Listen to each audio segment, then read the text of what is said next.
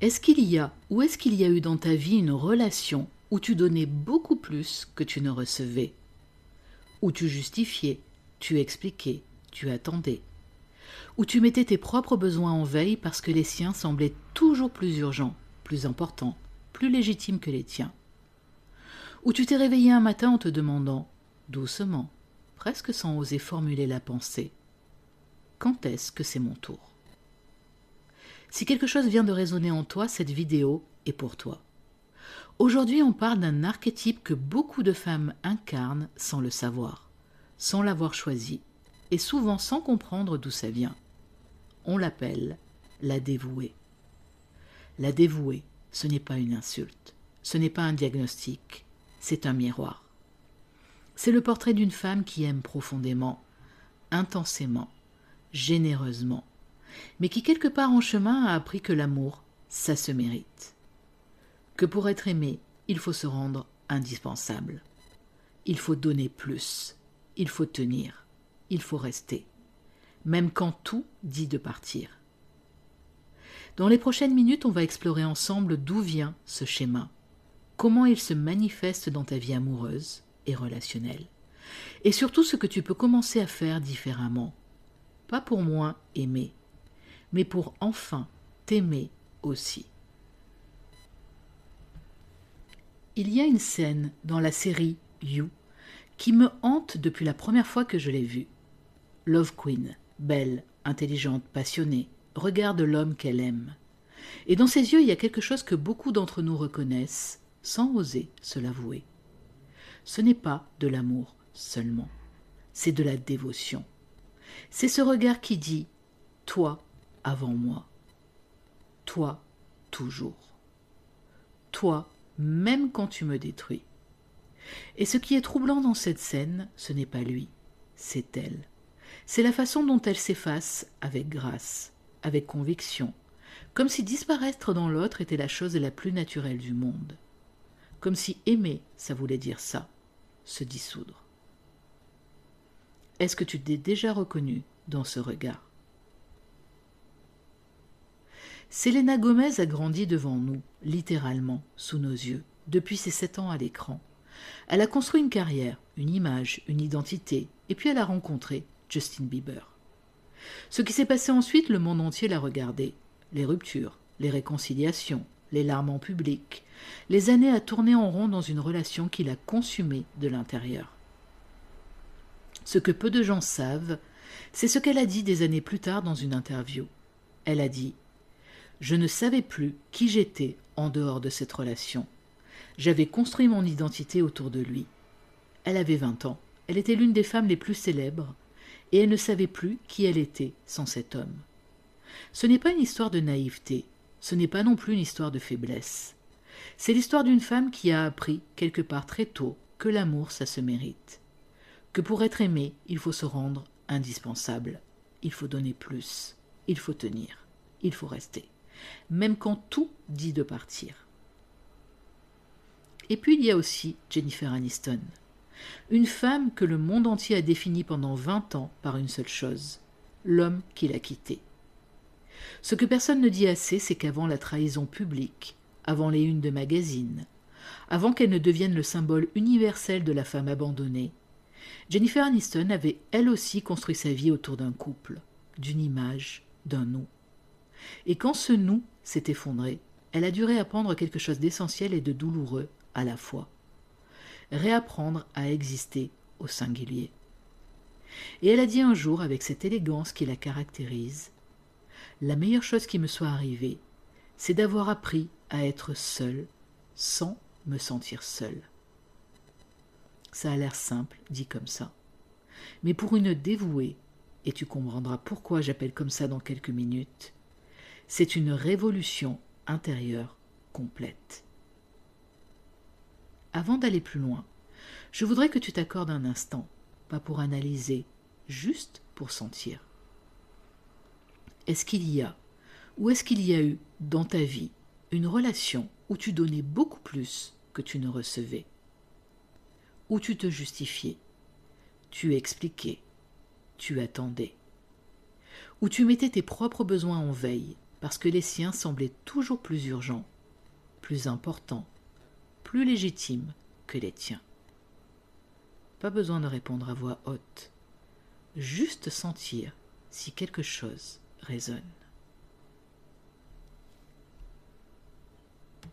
La dévouée, parce que c'est comme ça que j'appelle cet archétype, ce n'est pas une femme faible.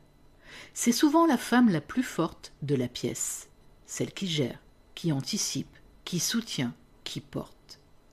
Celle sur qui tout le monde peut compter, celle qui reste quand les autres partent. Mais voilà ce que peu de gens comprennent sur elle. Sa dévotion n'est pas un excès d'amour. C'est une stratégie de survie émotionnelle. Quelque part, très tôt dans sa vie, dans l'enfance, dans l'adolescence, parfois une première relation fondatrice, elle a appris une équation silencieuse. Une équation qu'elle n'a jamais conscientisée, mais qui gouverne tout. Et cette équation, elle dit ceci. Si je me rends indispensable, on ne me quittera pas.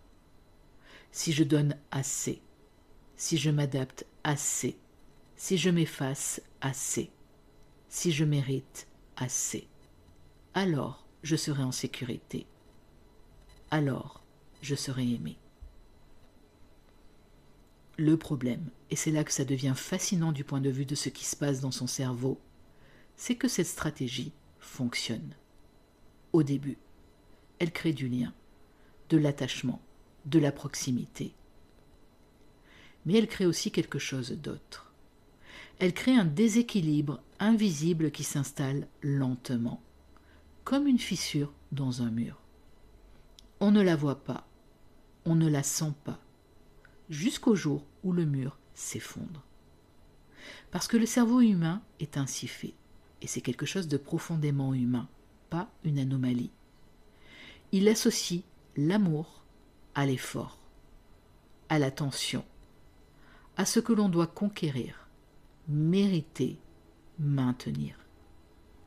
Ce que l'on reçoit sans effort, il ne sait pas quoi en faire. Ça lui paraît suspect, trop facile, pas réel. Et c'est pour ça que la dévouée se retrouve souvent, pas toujours mais souvent, dans des relations qui lui coûtent beaucoup. Parce que quelque chose en elle reconnaît ce coût comme une preuve d'amour. Si ça fait mal, c'est que c'est réel. Si je lutte, c'est que ça compte. Je vais maintenant te parler des 3 visages de la dévouée. Parce que la dévouée, elle se manifeste de 3 façons dans la vie amoureuse. Alors peut-être que tu vas te reconnaître dans l'une d'elles, peut-être dans les 3. Le premier visage, c'est l'effacé. C'est la femme qui adapte ses préférences à celles de l'autre, qui dit comme tu veux, même quand elle a un avis, qui annule ses plans, reporte ses projets, rétrécit ses ambitions pour ne pas prendre trop de place, qui a appris à désirer ce que l'autre désire, parce que ses propres désirs lui semblent quelque part moins légitimes. Le deuxième visage, c'est celui de la réparatrice. C'est la femme qui choisit des hommes blessés, pas consciemment, mais elle les trouve, ou il la trouve. Et elle met toute son énergie, toute son intelligence, tout son amour à les réparer, à être celle qui fait la différence, à prouver à lui et à elle-même qu'avec elle, ça peut marcher. Ce qu'elle ne voit pas toujours, c'est qu'elle a besoin qu'il reste blessé pour se sentir nécessaire. Le troisième visage, c'est celui de la patiente. C'est la femme qui attend, qui espère, qui croit au potentiel de l'autre plus que l'autre n'y croit lui-même, qui reste dans une relation qui ne la nourrit plus parce qu'elle voit ce que cette relation pourrait être, ce qu'il pourrait devenir. Elle aime une promesse, pas toujours la réalité. Je voudrais te poser une question qui peut faire un peu mal, et je te la pose avec toute la douceur que j'ai. Dans ta relation la plus importante, celle qui t'a le plus marqué, ou celle dans laquelle tu es en ce moment, est-ce que tu te souviens d'un moment où tu as choisi ses besoins plutôt que les tiens? Pas une fois, pas par générosité ponctuelle, mais comme un réflexe, comme si c'était naturel, comme si c'était normal. Et est-ce que quelqu'un, lui, une amie, ta propre voix intérieure, t'a déjà dit que tu méritais mieux? Et est-ce que tu l'as cru? Il y a une image qui me revient souvent quand je pense à la dévouée. C'est l'image d'une femme qui tient une bougie dans le noir. Elle éclaire tout autour d'elle. Ce qu'elle aime voit grâce à elle. Ils avancent grâce à elle. Ils se réchauffent grâce à elle. Mais elle regarde la flamme.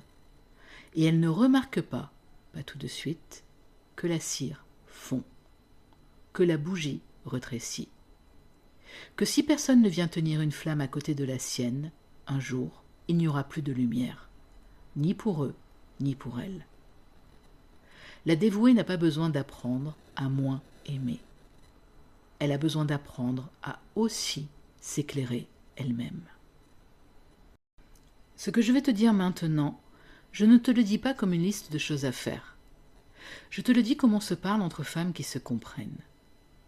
D'abord, commence à remarquer. Juste remarquer, sans te juger. Les moments où tu dis « comme tu veux », alors que tu as un vrai avis. Pas pour changer systématiquement, juste pour voir, pour prendre conscience de la fréquence. La conscience précède toujours la transformation. Ensuite, pose-toi cette question une fois par semaine, le soir, dans le calme. Qu'est-ce que j'ai fait cette semaine pour moi, juste pour moi, sans que ça serve à quelqu'un d'autre? Si la réponse est difficile à trouver, tu as ta réponse. Et enfin, permets-toi d'avoir des besoins qui ne s'excusent pas. Un besoin n'est pas une exigence. Un besoin n'est pas une faiblesse. Un besoin, c'est une information sur qui tu es et sur ce dont tu as besoin pour être vivante, vraiment vivante dans une relation. Et une femme qui connaît ses besoins, qui les nomme, qui les honore, n'est pas une femme difficile. C'est une femme libre. La dévouée n'est pas un défaut. C'est une façon d'avoir survécu. C'est une façon d'avoir aimé avec ce que l'on t'avait appris sur l'amour. Mais tu peux apprendre autre chose maintenant. Tu peux apprendre que l'amour qui te rétrécit n'est pas de l'amour. Que l'amour qui te demande de disparaître n'est pas de l'amour. Que toi, entière, avec tes besoins, tes désirs, tes contours nets, tu es aimable. Pas malgré qui tu es, à cause de qui tu es. Si tu veux aller plus loin, tu peux trouver 2 cadeaux dans la description. Le premier cadeau, c'est ton Boost Love 14 jours. 14 jours, 14 audios pour découvrir et décrypter ton Love Code, c'est-à-dire comment tu fonctionnes en amour. Le deuxième cadeau, c'est le quiz Profil amoureux. Un quiz pour découvrir quel est ton profil en amour, avec 4 types à découvrir. Et ce quiz est accompagné d'une séance d'hypnose pour approfondir ce travail. Tu trouves les 2 cadeaux directement dans les liens sous la vidéo. Et pense à t'abonner, parce que la semaine prochaine, je t'invite à aller plus loin. Ensemble, on va descendre plus profond, avec une séance d'hypnose dédiée à la dévouée, pour travailler au niveau où les mots seuls ne suffisent plus. Cette croyance fondatrice que l'amour se mérite. Tu n'as rien à faire, juste à écouter, juste te laisser aller. Je t'attends et je te donne rendez-vous la semaine prochaine pour cette séance d'hypnose. Et n'oublie pas que tous les jeudis, tu peux découvrir ma série Les empreintes amoureuses. 4 femmes, 4 histoires, 4 façons d'aimer de manière différente.